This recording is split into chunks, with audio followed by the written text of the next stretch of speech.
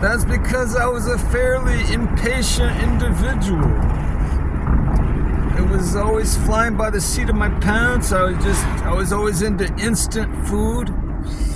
I wasn't willing to take the time and the patience that was required to make a good meal. You know, like being a chef, you know, if you want to be a really good cook, it takes a lot of effort, it takes a lot of strength, a lot of willpower, a lot of tenacity, it takes a lot of determination.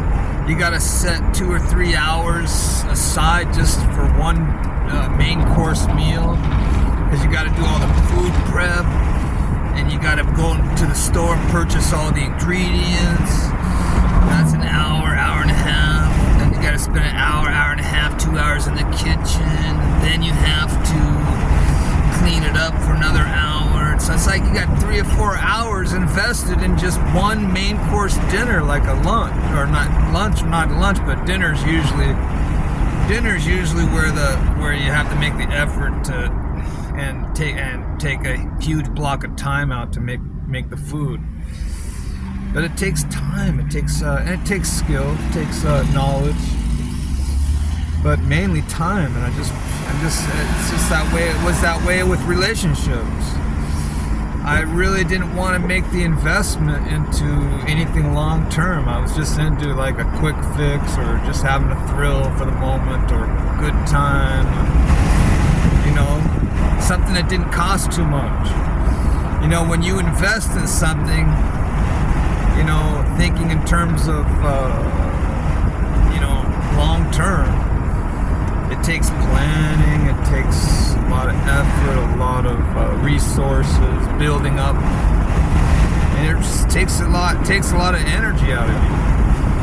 And you know, when you're older, you look back on it and see that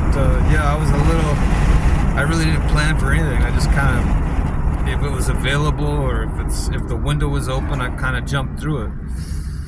If the door was open, I walked in. You know what I mean? I didn't really push on any doors.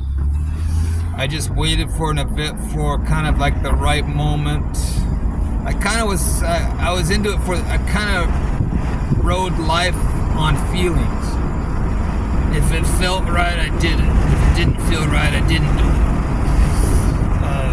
It really wasn't calculating. It wasn't, you know, I wasn't really crunching numbers, you know, to see if it worked out mathematically or algebraically. It just had I had to sense it, you know. Would I get a good vibe from it? Did it not sit well with me?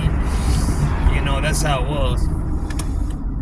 But you know, not all decisions are very sound when you do it completely on feelings, on emotions. You do need intellect. You need to think it through. You need to get counsel and advice.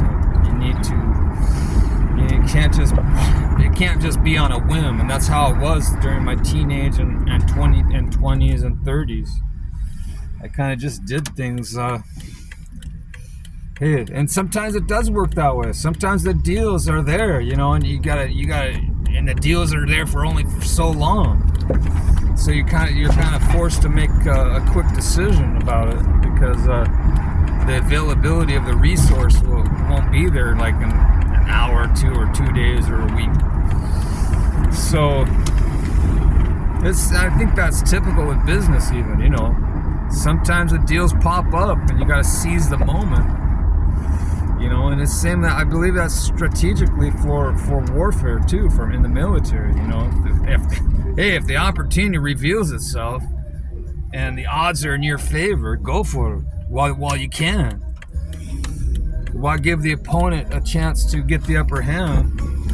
You know, why let your competitors in business get the better deal when you had it there right in front of you? You know, it's that way with relationships. It's that way with, I think that's way, it's that way with life in general. You have to be able to discern, well, hey, if I make this decision too hastily, what are going to be the ramifications? What are going to be the ramifications? What are going to be the consequences?